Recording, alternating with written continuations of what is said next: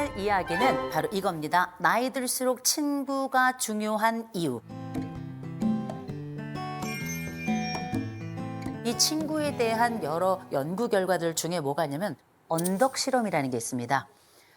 버지니아 대학에서 굉장히 재밌는 연구를 하나 했어요.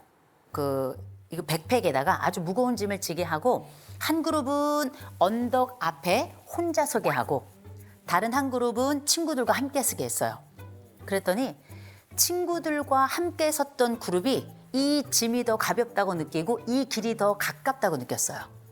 이게 참 재밌죠? 아직 넘지도 않은 길인데, 아직 가지도 않은 길인데 이 친구라고 하는 개념이 정말 정서적으로 이미 내 짐을 가볍게 만드는 아주 정신적인 중요한 역할을 하는 사람들이라는 거죠. 중요하지, 친구. 친구 얘기하면 벌써 둘 중에 하나예요. 눈이 반짝 뜨이거나 아니면 절로 한숨이 나오거나. 그래서 제가 먼저 여러분들께 먼저 여쭤보겠습니다. 두 분이 생각하는 친구의 기준이랄까? 혹시 그런 게 있을까요? 정말 살다 보니까 그렇지 않아요? 슬픈 어때요? 일은 같이 슬퍼해주기 너무 쉬운데 쉬운 것보다는 함께 슬퍼해주는데 근데 좋은 일 있을 때 진정으로 진짜 좋아하는 친구가 몇 명이 될까? 그러니까 뭔가 있잖아요. 약간 축하해 하는데 표정이 약간 그래 이런 거 있잖아요. 그게 느껴질 때 있어, 시기 질투가 시기 깔려 있는 질투가, 느낌. 나쁜 얘기하면 어머 어떡해 슬퍼해주고 막 같이 울어주니까 전 진정한 친구인 줄 알았어요. 근데 좋은 일 있을 때는 깎아내리고 너 옛날 생각해봐 막 이런 것들. 그래서 정말 진정으로 축하해주는 친구가 정말 기쁠 때나 진정한 친구 아닐까 생각이 들어요. 전 그런 기준으로 보고 있습니다. 그거 맞는 말인 것 같아요. 어때요? 저는 이제 진정한 친구의 기준은 제가 진짜 속상할 때 제가 진짜 자존심 상하는 말이 있을 수 있잖아요. 막 그런 말조차도 그냥 좀 이렇게 터놓을 수 있는 게 진짜 친구가 아닐까. 그리고 마지막에 그 말을 붙이죠. 너만 알고 있어. 중요한 거야. 너만 알고 있어. 아마 각자가 생각하는 친구는 이런 거야라는 나름의 정의가 있을 거예요. 그런데 우리가 최근에 이런 얘기들을 SNS를 통해서 하든지 강연 현장에서 하든지 아니면 유튜브를 통해서 하든지 이런 공개 강연을 하잖아요. 그러면 댓글이 붙어요. 친구고 나발이고 혼자가 편하다. 이게 가장 첫 번째 댓글입니다. 저는 그래서 이런 말씀을 드립니다. 살아가면서 어떠한 것이 나에게 중요한 것인지 얘기를 할 때 저는 이 관계력이 되게 중요하다고 생각하는데 생각해보면 요즘은 너나 할 것 없이 다 외롭다 말하잖아요. 우리나라 10명 있으면 그중에 4명이 외롭다 말합니다. 그런데 이런 외로움이 단순한 문제가 아니고요. 실제 우리가 외로움을 경험했을 때 우리 몸이 미치는 영향, 하루에 담배 15개 피 정도를 핀 정도의 효과를 낸다. 그만큼 악영향이라는 건데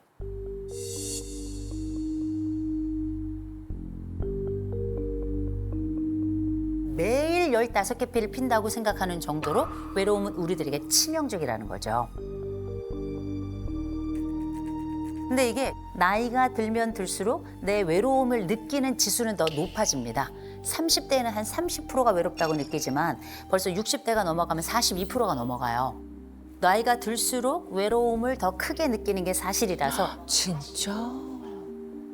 나이 들수록 이 깐부가 중요해진다. 좁더라도 깊은 관계를 요청하게 된다. 근데 우리가 친구가 몇 명일까 생각해보면 10손가락이 벗어나는 분들도 계시고 손가락이 채 하나가 접히지 않는 분들도 계세요. 영국의 문화인류학자 이름이 던바라는 사람이 있는데 도대체 사람들은 몇 명의 친구가 있을까? 또 몇 명까지 우리가 사람을 관리할 수 있을까? 찐친은 몇 명일까? 이런 것에 대한 연구를 한 게 있는데 한 사람이 관리 가능한 친구의 숫자가 150명 정도다. 라는 게 이제 던바의 수의 첫 번째고요. 그중에 찐친은 5명이다. 그래서 가만 생각해 보면 많은 거 아닌가? 찐친이 5명이나 돼? 이런 분들도 계시고 나 이거보다 훨씬 많은데 이런 분들 계시죠? 한국 사람들은 그 숫자가 조금 달라요. 한국 사람들이 생각하는 평균 친구의 숫자는 몇 명인가? 10.3명입니다.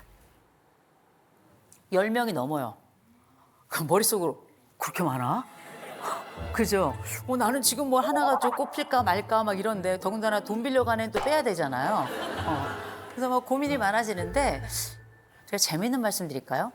우리가 흔히 사회적 관계가 가장 확장되는 시기가 보통 30대라고 이야기하는데 실제 30대에는 7.3명이에요. 평균 7.3명. 그래서 우리가 알고 있는 평균보다 줄어들죠. 왜냐? 우리 이때 일도 해야 돼. 결혼해가지고 또 배우자도 있어. 거기다 또 애도 키워야 돼. 뭐 정신없이 바빠요. 그래서 오히려 이때는 친구의 숫자가 이때 감소하는 시기입니다. 재밌는 거 70대가 되면 평균 14.7명이 돼요. 확 늘어납니다. 이게 갑자기. 너무 재밌죠. 이 얘기를 통해서 우리가 알게 된 건 뭡니까? 아, 늙기만 기다려라. 우리는 늙는 순간 이때 친구 풍년인 시기가 다가온다. 저는 이거 들은 얘기인데요. 영월에 있는 90대 한 어르신이 매일 하시는 일이 있어요. 그 매일 하시는 일이 뭐냐면 산 2개를 걸어서 가서 그곳에 있는 친구를 만나고 오는 게 이분의 매일의 루틴이에요. 가는 데만 기본 2시간 반이 걸려요. 왜냐 걸음이 느리시니까. 그렇잖아요? 그래서 만나서 뭐 하시냐 그랬더니 아무것도 안 하셔. 그냥 앉아 있다 온대요. 그냥 생사 확인이에요.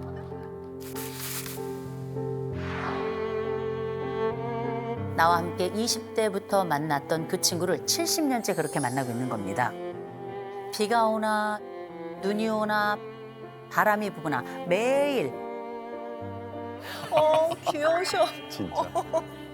그래서 이 정서적 간부라는 게 아무것도 아닌 것 같지만 그가 살아있다는 것만으로도 나의 세계가 안정성을 갖는, 이게 어쩌면 가족이 줄 수 없는 그 독특한 사회적 핏줄이 나에게 주는 힘이라고 볼 수 있거든요.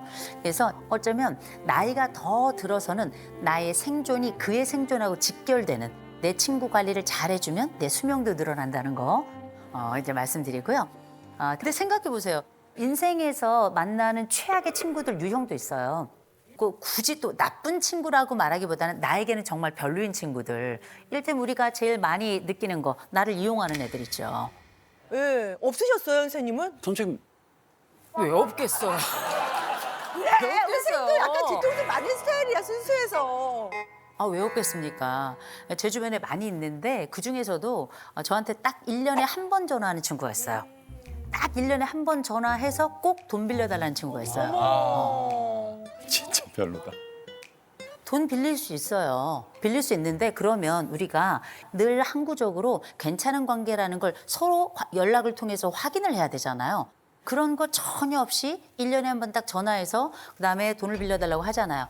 이게 한 3번 정도 반복이 되니까 돈을 갚고 안 갚고의 문제도 있지만 이 친구가 나를 뭘로 보는지, 배 갈린 돼지 저금통으로 보는 건 아닌지 약간 이런 느낌이 좀 들더라고요. 그래서 그 뒤로는 연락은 하지만 저는 돈은 이제 더 이상은 빌려주지 않아요. 참고로 받지도 못했습니다. 받지도 못했는데 제가 너무 놀란 게 그 친구 애가 이제 결혼을 했어요. 결혼을 하는데 호텔에서 결혼을 하더라고요. 호텔 결혼이 얼마인지 아시죠? 꽃값만 몇 천만 원이에요. 근데 저에게 빌려간 돈은 안 갚으니까 그게 눈이 진짜 뚜껑 열려. 저는 그래서 제가 그 친구 딸 결혼할 때 거기 있는 꽃 제가 다 가져왔어요. 집에다가 막 여기저기다가 백합이 재채기가 나가지고 제가 오죽했으면 그렇게 했어요. 이렇게 나를 이용하는 친구들은 어떻게 보면 최악의 친구가 아닌가 이런 생각이 들고요. 또 하나는 나를 학대하거나 착취하는 친구들이 있어요. 여러분 보세요. 이쁜 애들 중에, 이쁘고 날씬 애들 중에 옆에 뚱뚱한 애들 데리고 다니는 친구들이 있어요. 꼭 있다? 왜 저만 당한 경험이에요? 있어요. 아니 제 친구 중에 제가 왜 이런 얘기를 하는지 모르겠는데 아니 제 친구 중에 정말 얘는 지금 생각해도 예뻐요. 걔네 집 앞은 늘 남자애들이 문전성시해요. 저희 집은 그냥 개만 짖어요. 그런데 이 친구는 남자애들 만나러 갈 때 맨날 저를 데려가는 거예요. 그리고 딱 봐도 얘만 딱 빛나도록. 어머, 어떡해. 자기가 미팅을 주선하고 나머지는 다 못난이들 데리고 나가고, 그리고 우리는 못난이 역할을 하고 나서 아무도 애프터를 못 받고, 걔만 저희를 통해서 걔 연락처를 받은 제 파트너가 걔한테 연락하고. 어머, 어떡해. 뭐 이런 식으로 이게 3번, 4번 같이 미팅에 나가고 우린 폭탄이 되고 막 이런 상황이 되고 나니까 나중에는 얘가 우리를 이용하는구나. 뭐 이런 식으로 저도 많이 아팠습니다. 근데 이런 경우는 전형적으로 어쩌면 나르시시즘을 가지고 있는 아이들의 특징이기도 해요. 그러니까 기꺼이 친구들을 반복적으로 착취했겠죠. 세 번째, 우리가 최악의 친구라고 생각하고 만나지 말아야 될 친구 중에 하나는 나의 모든 부탁을 다 거절하는 친구들이 있어요. 대부분의 사람들은 미안해서 거절을 잘 못해요. 10중 8구는. 그런데 내가 했던 모든 부탁에 대해 모두 다 거절을 한다? 걔는 나를 증오하는 애예요. 나를 싫어하거나 나를 우습게 하는 애인 겁니다. 그래서 무조건 밀어내고 무조건 싫다 말할 건 아니지만 한 번쯤은 이렇게 이 친구들이 어떤 친구들인가 생각해 볼 기회는 가져보면 좋겠다라는 차원에서 좀 말씀을 드린 거고요. 근데 한 가지, 여러 얘기가 많이 있겠지만 제가 한 가지는 말씀드려야 될 것 같아요. 절교라는 걸 하죠. 교제를 끊는다. 절교한다 하더라도 꼭 기억하실 것. 말로 하지 말 것. 그 순간 원수가 됩니다. 원수는 보복의 대상이 되죠. 그래서 절교하고 싶은 친구가 있죠? 그냥 안 만나시면 돼요. 한 번 거절하고 두 번 거절하고 세 번 거절하면 눈치가 있는 사람이면 10중 8구 다음에 나랑 안 만나요. 그럼에도 불구하고 계속 만나자 그러는 건 목적이 있는 거예요. 뭐 돈을 빌릴 일이 있다든지 다른 목적성이 있는 거지 여러 번 거절하면 저절로 그 관계는 정리가 되는 거니까 굳이 내 입을 열어서 절교란 말은 안 하는 게 낫겠다라고 감히 말씀을 드립니다.